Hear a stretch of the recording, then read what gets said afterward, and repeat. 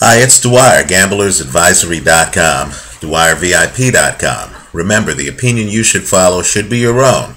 Just consider this video to be a second opinion from a complete stranger online. You know, every now and then I come across a fight where I don't know who's going to win the fight, but I know the fight's not going the distance, right? I actually think that pace,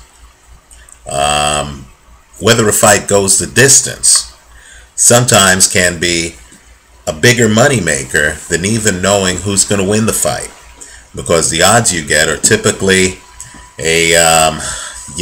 typically huge.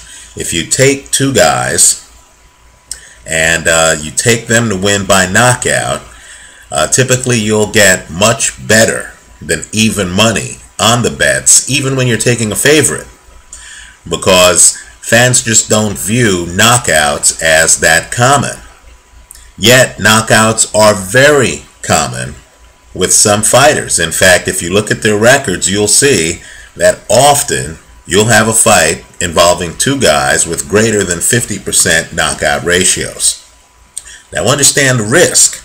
I've had several fights where I've taken both guys to win by knockout blow up on me, right? You're going to get some shrapnel. You're going to get wounded, right? You're going to take some big hits. You're going to be beaten up on some of these props. Two of those recent fights are Vitaly Klitschko against Shannon Briggs. I still don't know how Briggs went the distance in that fight. And Carl Froch against Arthur Abraham, where Froch surprised me by deciding to box all 12 rounds, and he did so masterfully, right? I was expecting a shootout. I was expecting someone to go down. Well, let me just say, I'm expecting someone to go down on Friday Night Fights this week in the fight between John Molina and Dannie Williams. Let me talk about both fighters. John Molina, to me, is a fighter in decline. I know this is going to sound hard, but, you know, let's try to go for the hard truth. He's a fighter in decline. I saw him completely dominated by Hank Lundy. Completely dominated. But then, of course, this is boxing. Molina has a punch. He delivered it. Knocked Hank Lundy out late in the fight. Now, while big punches, knockouts, can, cause amnesia, right? Can literally knock the other man unconscious.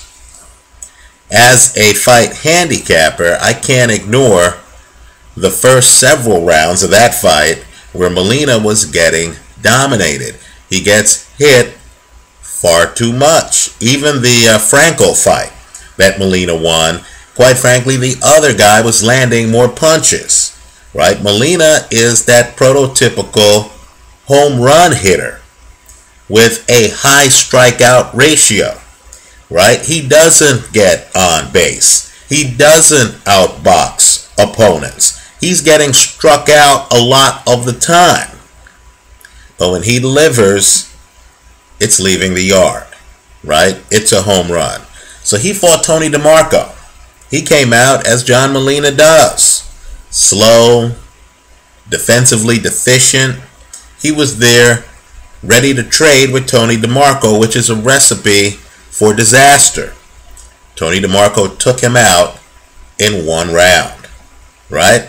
With Molina, in my opinion, at this stage of his career, all he has is a big punch. I don't believe he's that slick in the ring. I don't see him rolling with punches.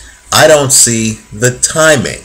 I don't see the elusiveness. All I see is the power. And yes, the power is devastating. Now, he's fighting an intriguing guy, a guy I'm much more intrigued with than John Molina, because my take on Molina is that against elite competition, he only has a puncher's chance.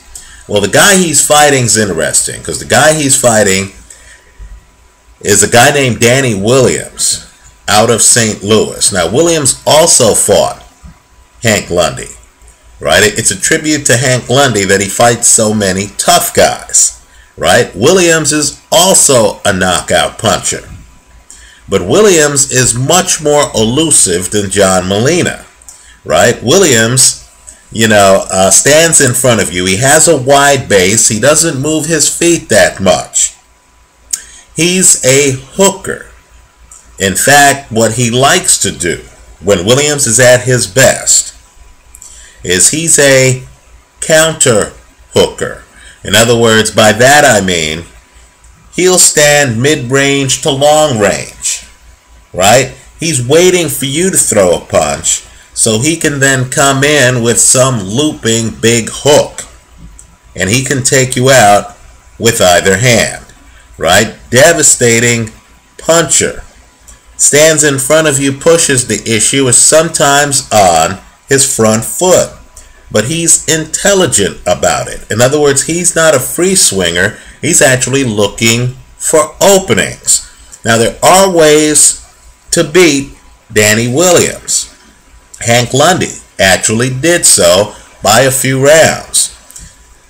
Guys who throw hooks, especially wide, hard hooks, who are relatively stationary, right? The way they get power is by having a wide foot base.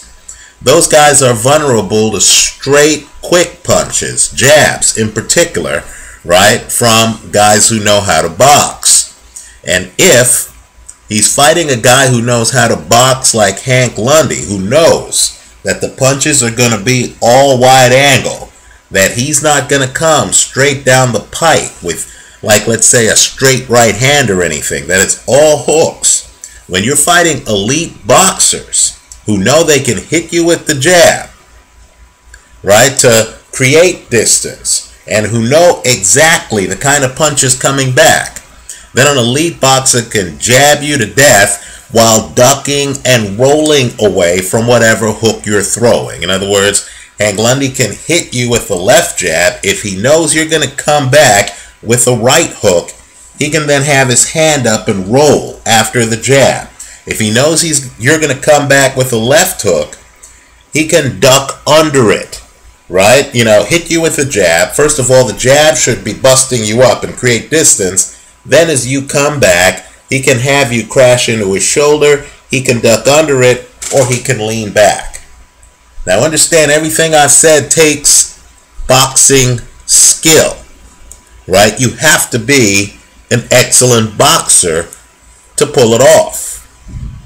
I don't believe John Molina is an excellent boxer. I believe he too is a slugger, right? So, I don't know who wins this because, yes, Molina hits that hard. I believe Dannie Williams has more boxing technique than John Molina.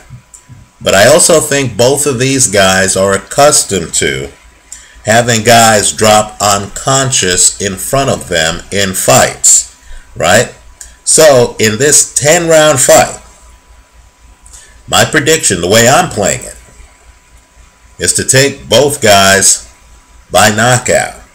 Something's got to give. Neither guy likes to be on his back foot, right? Neither guy throws a straight jab to create distance. Understand, a jab's invaluable when you're fighting a power guy.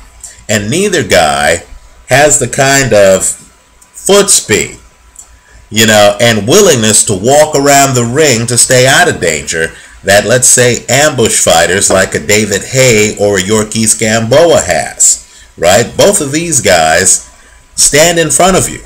Both of these guys are throwing heavy punches. How heavy? Even though Hank Lundy fought a masterpiece against Dannie Williams, he got dropped in the first round, right? There isn't a lot of margin of error with these guys. It's one punch, knockout, power. Let me also say this too, and I don't say it lightly. I know most people don't know who Dannie Williams is. when you see the guy, the talent's obvious because he has a big punch and he's pretty adept at moving his upper body, right? When you hear he's from St. Louis, red flags should go off because St. Louis is a fight town, right? It's not just the Spinks brothers. It's not just the next generation Corey Spinks. It's also guys like Devin Alexander, right? When you hear a fighter is from St. Louis, you should view that the same way you view it if you hear that a boxer is from Philadelphia, another city with an active boxing community, New York City, Detroit, Los Angeles, now the Bay Area, right? There's certain parts of the country where you know these guys are in the gym and those local gyms have a lot of talent in them, right? So while Dannie Williams isn't well known, trust me, if he's from St. Louis as a lightweight, then he's been in the ring with some awfully good local talent in sparring and coming up through the ranks, right? So I view Dannie Williams as underrated. I think that this fight against John Molina ends by stoppage. You don't have to know who wins the fight. You just have to know that whoever wins the fight is going to do it by KO in order to collect. But be aware of the risk, right? I had, Vitaly and Shannon Briggs by KO, and you know the rest. Shannon Briggs somehow went the distance in that fight, and I was as beaten up as Shannon Briggs was after that fight, just looking at my betting slip, realizing that my money now belonged to the casino, right? So understand the risk. If you have a bet where you have both guys by KO and the fight goes the distance, even if one guy is drowning, right? If the fight goes the distance, then you've lost it all, okay? And so just be aware of the risk. It's a high-risk play. Also be aware that this fight is a 10-round fight, not a 12-round fight. So you don't even have the benefit of the extra championship rounds, where if a guy's badly hurt in the 10th, you don't have the comfort of knowing you have 6 more minutes in the fight, right? So just be aware it's a high-risk play, but I like both guys by KO. Let me briefly talk about over-unders. I don't like to play with over-unders because I want all 10 or 12 rounds in a fight, right? If I'm getting better than even money on both sides of the bet, then I'm going to profit if either guy gets a KO. Even if I'm getting less than even money on a side of the bet, I can profit if I allocate the money the right way, right? It doesn't have to be 50-50. It can be 60-40 or 70-30, right? Just with the understanding that I'm hedged, right? One guy wins, I get a return. The other guy wins, I get a return. The problem with over-unders is we've seen fights where you're right on the fight. One guy's battering the other guy, but for whatever reason, that other guy, is just lingering. He's holding on. Sometimes you have these nightmarish referees who, whenever one guy gets hurt, they step in, they break up the action. Several minutes pass before the fight continues, and then you have these slick fighters who use tactics where, the other guy breathes on them below the belt. They claim they were hit below the belt. They take breathers. Suddenly the tape on the glove becomes loose. The cornerman, for whatever reason, takes a long time to cut the excess tape. Then you have these fights like the Cotto Margarito fight, where the doctor's in the ring looking at a guy's cut after every round. Keep in mind, that hurts you. When you're relying on fatigue and a fighter getting overwhelmed and dropped, I don't want a guy getting overwhelmed to actually have an extra 60 seconds while some doctor talks to him and talks to his corner about whether he can see out of his eye, right? So to me, over-unders are too risky. I'd rather just take both guys to win by KO. So if it happens, I collect and I have all 10 or 12 rounds to do it. To sum up, I like both guys by KO in the John Molina Dannie Williams fight. Both guys have one-punch knockout power. Molina is defensively challenged. Williams fights on his front foot and doesn't really use his legs that much. These guys are going to land punches. I personally will be surprised if this fight makes it as late as the 8th round. Just on some other notes too in boxing. I see that Audley Harrison is coming back to fight in the next installment of Prizefighter, the heavyweight version, right? And apparently guys like Martin Rogan are going to be coming back to fight in Prizefighter. Travis Walker is going to be there. All I can say is, it's great entertainment. But let's not confuse Prizefighter with real fighting, right? You saw Tor Hamer recently get taken out in a follow-up match after winning Prizefighter, right? Prizefighter are a series of 3-round contests. Understand, some of the elite fighters in the game don't get going in the first 3 rounds of a fight. A Floyd Mayweather or a Juan Manuel Marquez would be at a disadvantage in Prizefighter because they're actually out there reading the lay of the land. They're counterpunchers. They're trying to figure out angles. They're defending themselves. They're watching you for the first 3 rounds of a fight, right? And so guys who take that, defensive, counterpunching, technical type of approach to the sport, where they're actually trying to learn what you're doing early in a fight and not just jumping on you, scoring points with volume, they're going to be at a disadvantage in Prizefighter. So guys like Kevin Johnson, for example, went through Prizefighter and he lost. But yet Kevin Johnson remains, in my opinion, one of the elite heavyweights in boxing, right? Prizefighter is really more for guys with big punches who are offensive, who can come out there and do something early, right? Travis Walker is made for Prizefighter. If anyone has seen a Travis Walker fight, though, after he comes out the gate explosively, like he did against Chris Arreola, dropping Arreola, you notice that Travis Walker has a problem with stamina and pacing and defense later in a fight. None of those flaws show themselves in the first 3 rounds, right? And unfortunately, things like stamina, the ability to defend yourself later in fights, those all matter for championship boxing. So view Prizefighter as really a fun exhibition. Whether or not Audley Harrison does well in Prizefighter doesn't mean that he's willing to step back or he's ready to step in the ring against a Klitschko or a Povetkin, right? Just doesn't quite translate. Okay, let me also point out too, take that David Haye Harrison fight, right? In Prizefighter, David Haye would have to be rushed, right? A ambush fighter would have to give up their tactical advantage because they would have to come in and do something the first 3 rounds to actually win the fight. I know Haye knocked him out in the 3rd round, but understand, in a 3-round format, that element of surprise is gone. So I'd be fighting a Sergio Martinez, and I would know that Sergio Martinez or Yorkis Gamboa would have to be up on me in the first 3 rounds. If it's a 12-round fight, I don't know that. They get to pick their spots a lot more. They can give away 2 of the first 3 rounds and still have plenty of rounds to, do what they do. In Prizefighter, they wouldn't.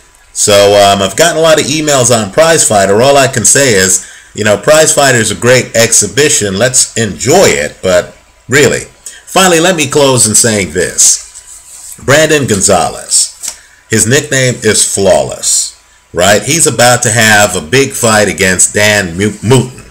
And I know everyone's saying, who is Mouton? Well, the bottom line, actually it's Don Mouton.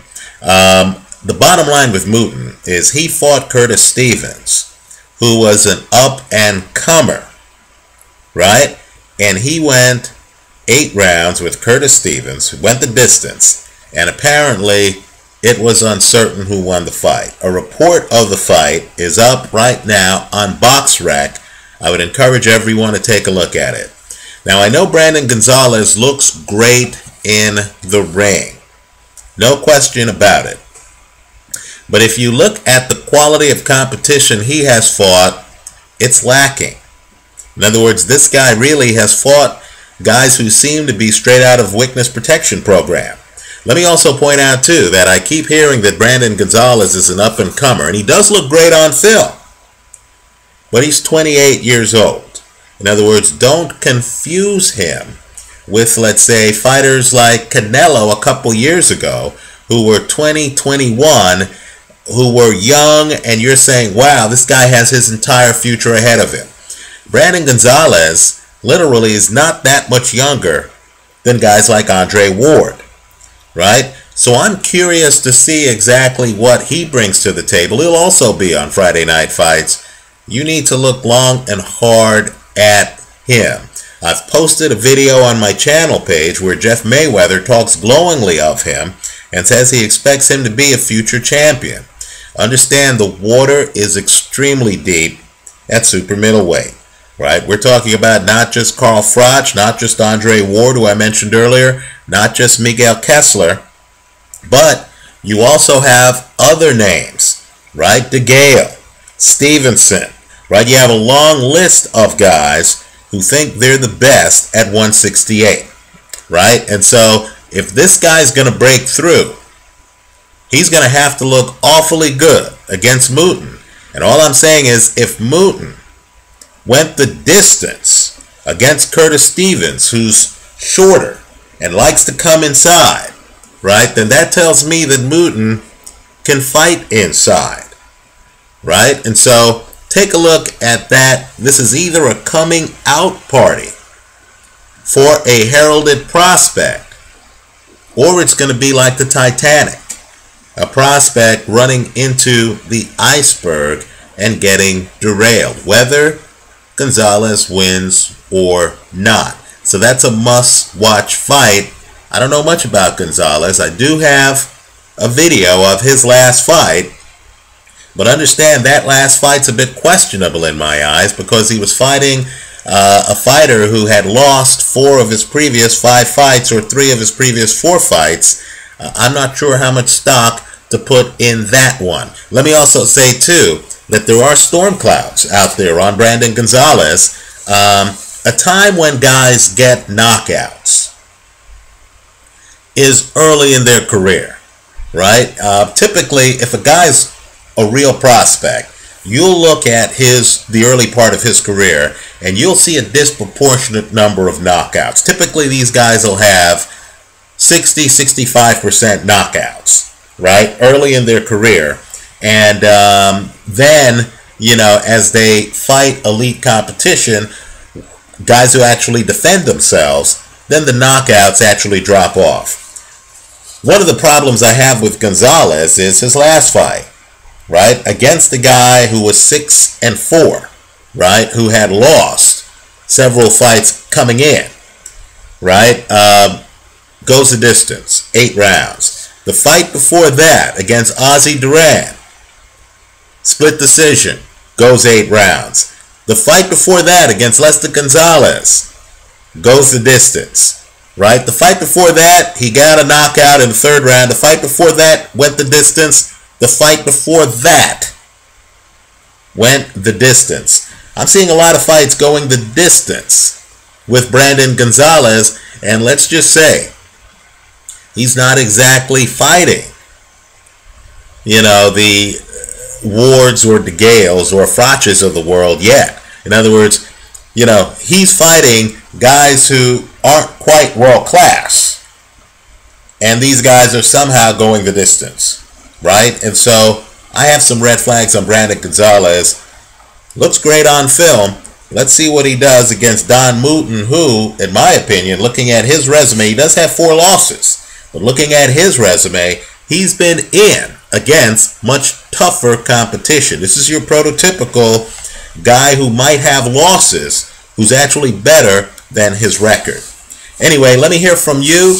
To sum up, I'm expecting a knockout in the Molina versus Williams fight. Thanks for stopping by.